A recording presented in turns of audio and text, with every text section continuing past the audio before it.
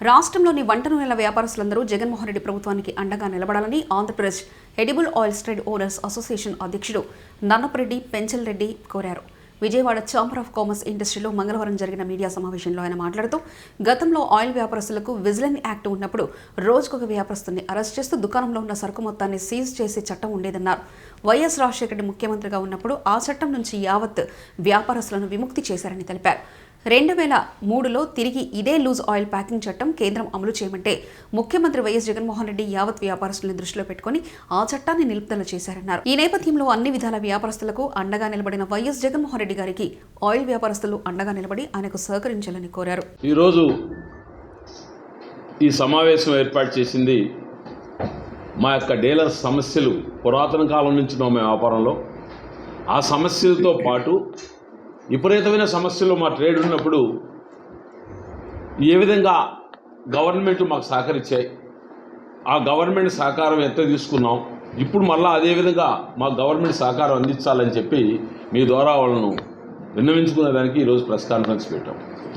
మా సెక్రటరీ గారు పెట్టిన సమస్య ఒకటి, ఇంకా కొన్ని ఉన్నాయి, అవన్నీ కూడా మీ ద్వారా తెలియజేసుకుంటాం. ఇదే వాణిజ్య వర్గాలు 1998-2000లో వ్యాపారం చేసేటప్పుడు అప్పుడు మనకు ఒక విజిలెన్స్ యాక్ట్ ఉండేది. ఆ విజిలెన్స్ యాక్టు రాను రాను ఏ విధంగా గుదిబండి అయిందంటే, వ్యాపారస్తుడు ఇంట్లో నుంచి బయలుదేరి తిరిగి ఇంటికి పోవాలంటే నమ్మకం లేని పరిస్థితి. విజిలెన్స్ వాళ్ళు వచ్చి సరుకుతో పాటు ఆ యొక్క యజమానిని కూడా అరెస్ట్ చేసి జైలుకి పంపించేది. ఈ దారుణమైన యాక్ట్ని పక్క రాష్ట్రమైన తమిళనాడు, కేరళ ఎవరు ఇంప్లిమెంట్ చేయలేదు. ఒక ఆంధ్రప్రదేశ్ మాత్రం ఇంప్లిమెంట్ చేస్తుంది. యునైటెడ్ ఆంధ్రప్రదేశ్, ఇప్పుడు ఆంధ్రప్రదేశ్ కాదు, యునైటెడ్ ఆంధ్రప్రదేశ్ ఇంప్లిమెంట్ చేస్తుంది. దీని మీద మా వ్యాపారస్తులు న్యాయం చేయాలని చెప్పి మేము చాలాసార్లు అప్పుడు గవర్నమెంట్ని కూడా వేడుకోవటం, విన్నవించుకోవటం జరిగింది. అయితే స్పందన లేని సమయంలో అప్పుడు ఆర్యవైశ్య మహాసభ అధ్యక్షులు చంద్రమౌళి కదా అధ్యక్షులు మన రోసే గారి ఆధ్వర్యంలో యావత్ వ్యాపారస్తుల్ని ఆంధ్రప్రదేశ్ అంటే హైదరాబాద్కు పిలిపించి హైదరాబాదులో ఒక పెద్ద బహిరంగ సభ చెప్పి ఈ యొక్క విజిలెన్స్ యాక్ట్ని వ్యాపారస్తులు అందరం కూడా ఏకతాటి మీద నిర్ణయం తీసుకుంటాం, ఆ నిర్ణయానికి మీరు కట్టుబద్దులు కావాలని చెప్పి రోసే గారు, అప్పుడు ఆర్యవైశ్య మహాసభ అధ్యక్షులు ఇద్దరు కూడా ఆ రోజు దాదాపు 2 రోజులు మీటింగ్ పెట్టి చేయటం జరిగింది.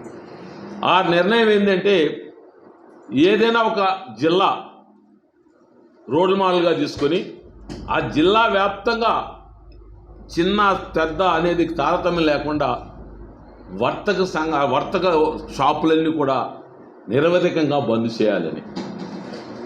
అప్పుడు ఏ జిల్లా నుంచి మొదలు పెడదామంటే, ఆ జిల్లా మా నెల్లూరు జిల్లానే మేము ఏకగ్రీవంగా తీసుకోవటం.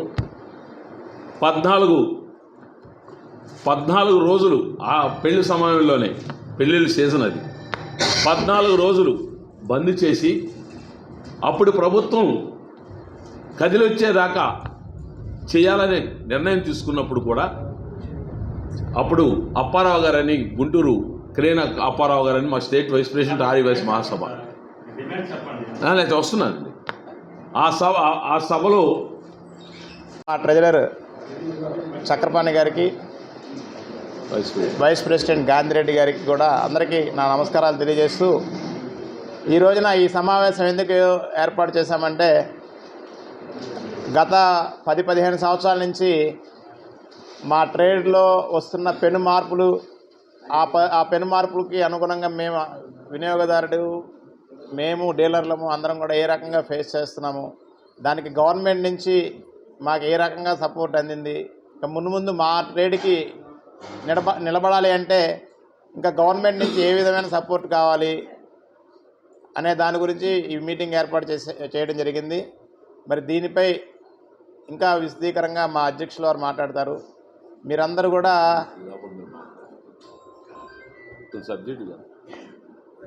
గతంలో మనం ఆయిల్ లూజ్గా అమ్మటం జరిగేది.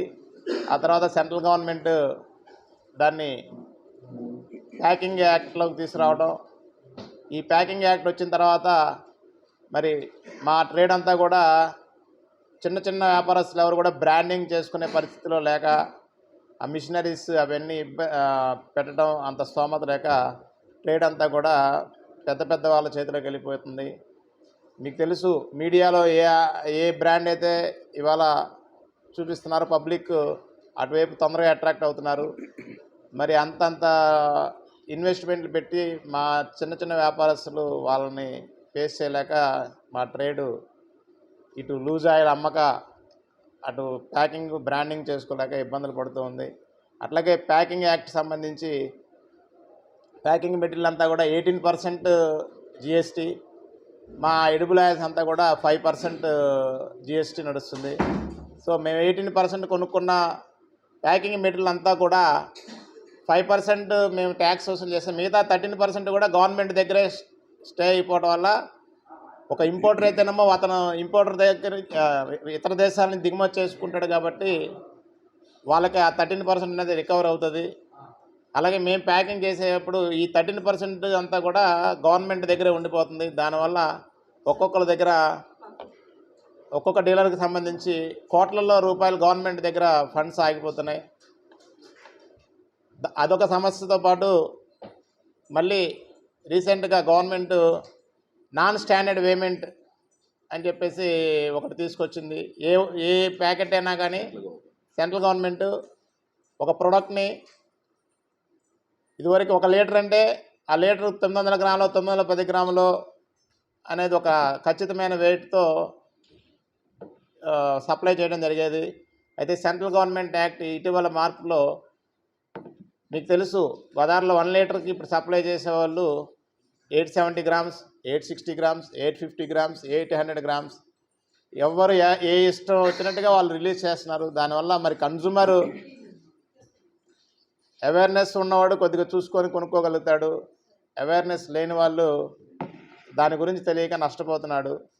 సో దానివల్ల కూడా మా ట్రేడ్లో చాలా ఇబ్బందులు ఎదుర్కోవాల్సి వస్తుంది.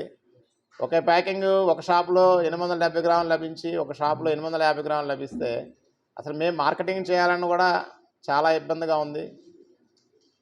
సో ఈ సమస్యలన్నిటికీ కూడా గవర్నమెంట్ దృష్టికి తీసుకొచ్చి మా ట్రేడ్ని ఇకనైనా మా ట్రేడ్ని ఎదుర్కొంటున్న సమస్యలు మేము తెలియజేస్తున్నాం కాబట్టి మా సమస్యలు కొద్దిగా గమనించి మా ట్రేడ్ నిలబడడానికి గవర్నమెంట్ నుంచి కూడా సపోర్ట్ కావాలని, అట్లాగే మా ట్రేడర్స్ దగ్గర, ప్యాకర్స్ దగ్గర